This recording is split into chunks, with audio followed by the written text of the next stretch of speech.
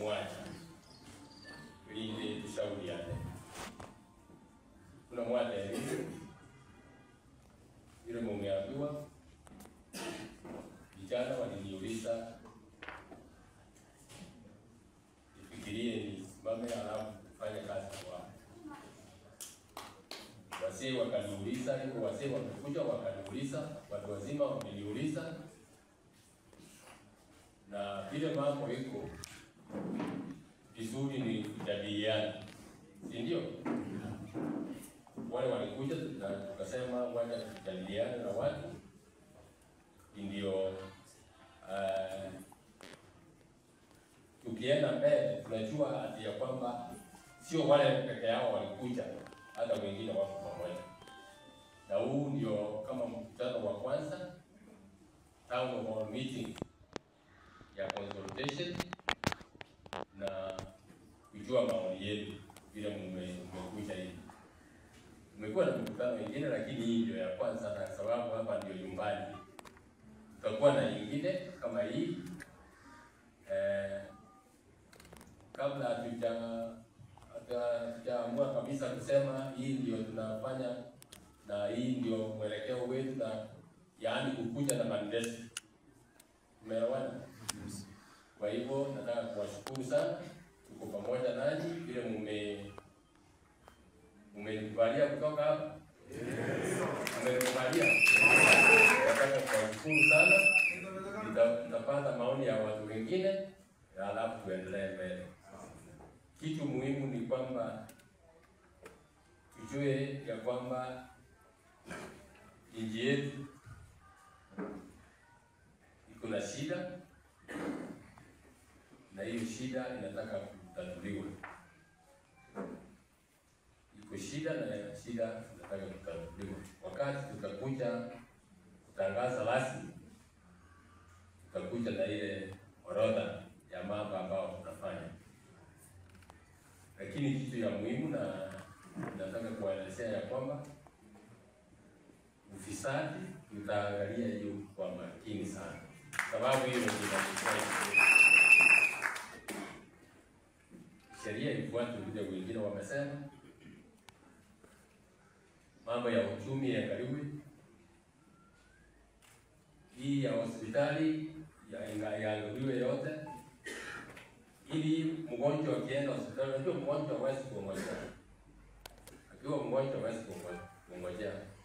Akienda hospitali anatibiwa na mambo yanaendelea vizuri. Kwa hivyo hii yangu ni kuwashukuru kwa kunipa mkono nisungumuze na watu wengine, alafu wakati ule ukifika tutaamua tuendelee mbele na kazi iendelee kufanyika.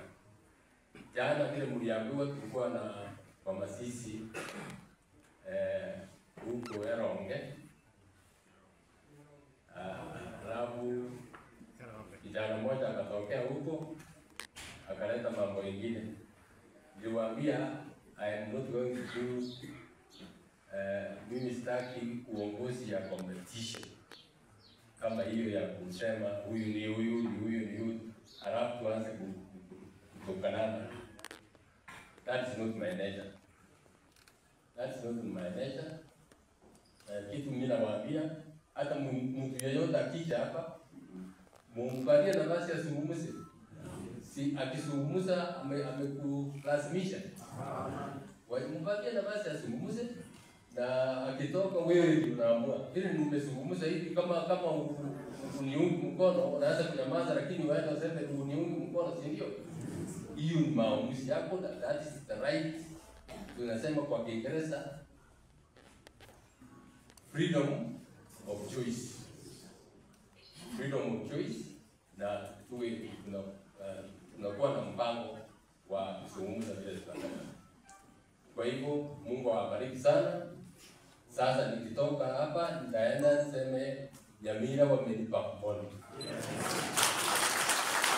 Nyamira wamenipa mkono, nikiuliza watu wengine wa amini huko nje na wao waniambie, alafu mwishowe tuamue vile tunaendelea. Mungu awabariki sana kwa kuja. Tuendelee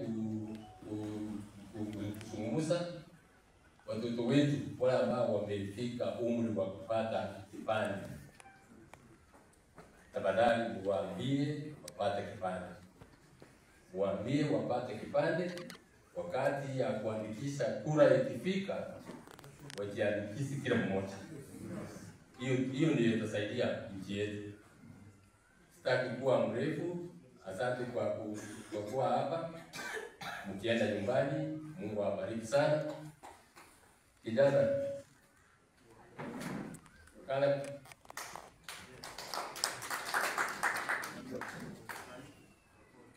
such children, I have a heart for this, because even when I speak, God is coming soon.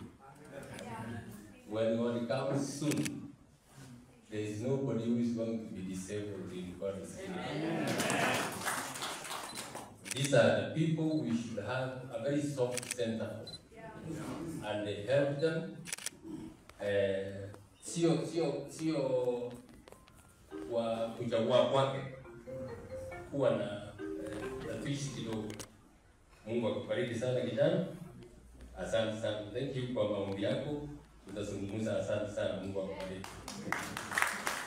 Ndio kuna baba tuko ndeleka hapo toka Bwana ninga kutanka gaiga to Bwana aya moko iwa yande ya kama kaiga ndemi kepita kwa sasa hivi ndemi kepita kwa sasa mromba ndio ndio kama nyasana kwa jete ndio kama nyasana kwa jete to bomba ndio to bomba sana ya tu katoka ndio ya sasa sisi Torang dan Jamal. Terima kasih. Mheshimiwa Nyambera, mtembelea na kuga tena tumuolele sadi, tumuolele romi, tumuolele to. Awak boleh orang nak tu join dia, kalau masai mana, mheshimiwa Galvino masai mana, bayar friend na, Agostino ndio Mheshimiwa Nyambera, mtembelea na kuga tena tumuolele sadi, tumuolele romi, tumuolele to. Awak boleh orang nak tu join dia, kalau masai mana, mheshimiwa Galvino